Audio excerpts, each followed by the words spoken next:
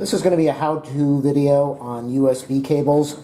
This is known as a USB Type A connector. This is a male.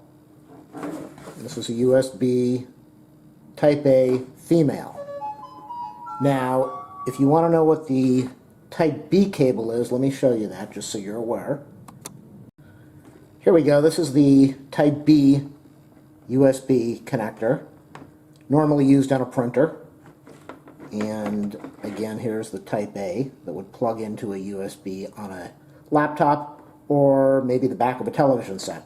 So, this video is about modifying a cable. If you have cables and you want to modify them, it's usually not that hard to do as long as you have magnifier or microscope and a soldering iron and a little bit of patience and some time. You can learn how to do this, and it's not that difficult, as long as you're doing a simple cable like this. USB cable has 5 connections. It has the +5 pin, the -5 pin, or +5 and -5 or -5 ground, however you want to label it. And it has 2 data pins, a plus data and a minus data. And then there is a ground or a shield that is the 5th pin and would probably be connected to this outer part, maybe with a shield wrapping around the cable to protect it from noise. So, since I need 2 males, and I have, that didn't sound right, but since I need a cable with 2 males on it, and I have a male and a female, what I'm going to be doing is I'm going to use some wire cutters. I could clamp this off, but I want to show you what's in here.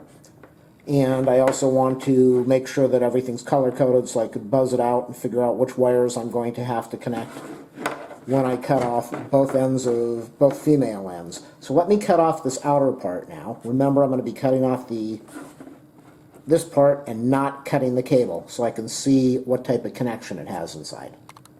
And I will be doing that with a pair of wire cutters.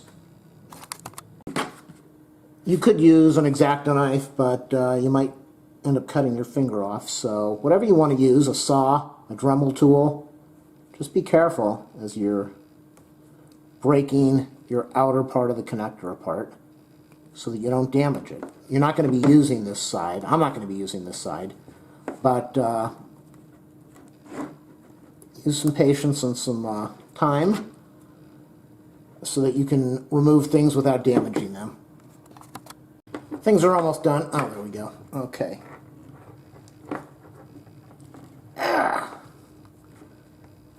It's stuck on the cable, but okay, there we go.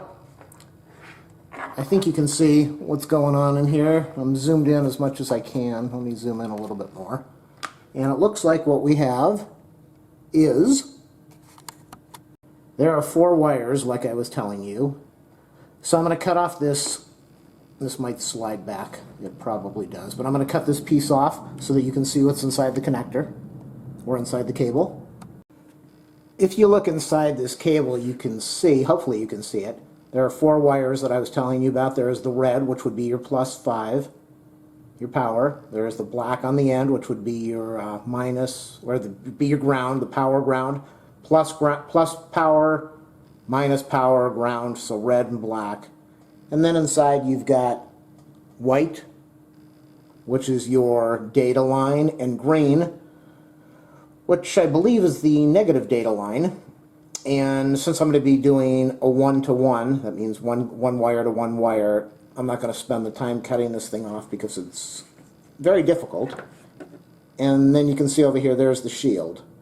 So the USB Type A has 5 wires, which are power plus, power minus, data plus, data minus, and then this outer part, which is shield. So I'm just going to cut this thing off over here, and then I'm going to connect the red to red, the white to white, the green to green, the black to black, and then connect the shields. Now, this is going to be a short cable, so I can get away with this, but when you're running long lengths of USB, which you're really not supposed to, you might have incredible signal loss, or you might end up getting noise coming in there. You can see this cable got torn open just by removing these outer pieces here. So let me cut the cables now, and then I'll show you about the soldering part and how to jury rig a cable to get a quick job done without going out and spending money to do it. I cut the connectors off, and so then I cut off the shield, the outer shield, the plastic part. So what I'm left with is my braid.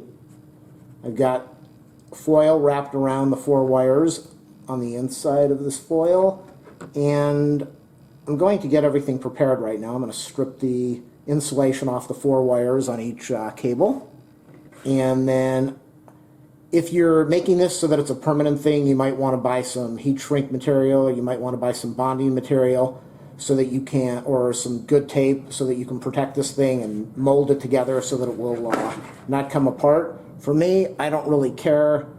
I just have a job that I need to do that will take me about 5 minutes, so as long as I get these cables connected together, and I'll show you how I do that, that's all that matters to me.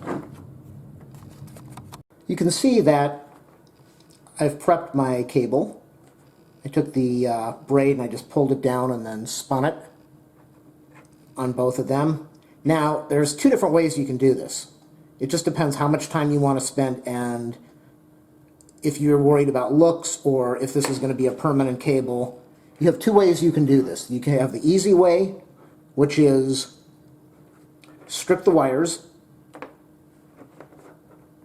take the braid, solder the braid together like this, and connect all your wires to the right colors, and then just put some protective coating or tape or something on the ends of the exposed wires and you're finished. Normally you would do stripping the wires and you would connect them like this and then find a way to seal it up, and then you would connect your shield somehow. So you need to have long shields to be able to make this work, or you've got to cut your wires down so that everything will fit in properly and you'll be able to connect it.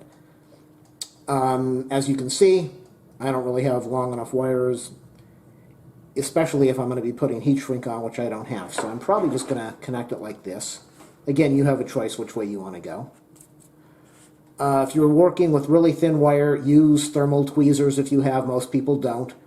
Thermal tweezers will heat up the wire and pull off the insulation, but if the insulation melts, then you don't want to use thermal tweezers. So then you want to use very fine strippers or wire cutters and try to not ruin the wire, clamp down and pull.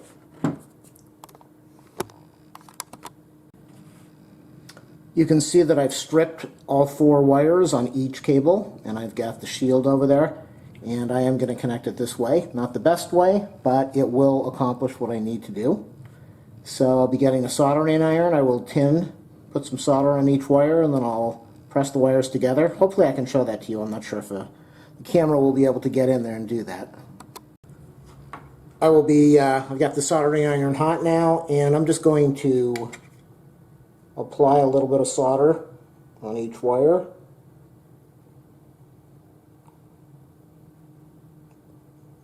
Iron's not hot enough because the solder is not melting right. I really don't want to set off the smoke detector in here, but let me show you how you do this.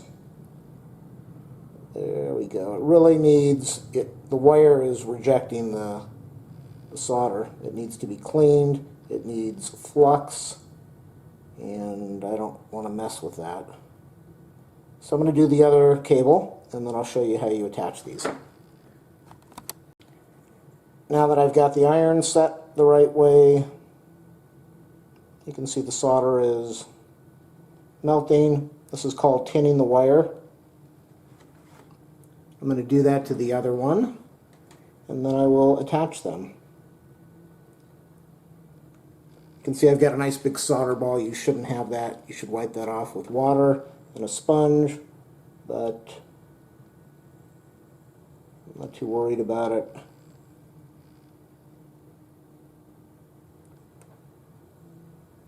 Okay, I'm going to show you how to put these together now. It's not that hard to do, but I'm going to open up the window so I don't set off the smoke detector. The proper way to do this is to tape this down onto a board, or to have this thing secure so that it's not in midair wobbling around. But again, I'm not doing it proper. I'm just showing you how to get this job done. And this is why you want to have things taped down, so that you've got a secure connection and things aren't wobbling around like they are here. So I'm going to do this to all 4 wires, and then I'll come back. I took my own advice and I did tape the wires down just to make things a little easier to work on. This is definitely not the way to do it if you're dealing with long wires. Short wire, it's not going to be that big of a deal. The reason behind the shield is to close all these wires in so that you are protecting the signals from noise. I'm not really worried about noise, especially with a cable that's this short, and it's just going to be a USB transferring a little bit of data, so it's not a big deal. Again, the proper way would be to do it like this and then close everything up with heat shrink or tape. But you can see all 4 wires are connected and the shield is connected, and if I go to the ends over here, everything is going to check out that it is connected 1 to 1.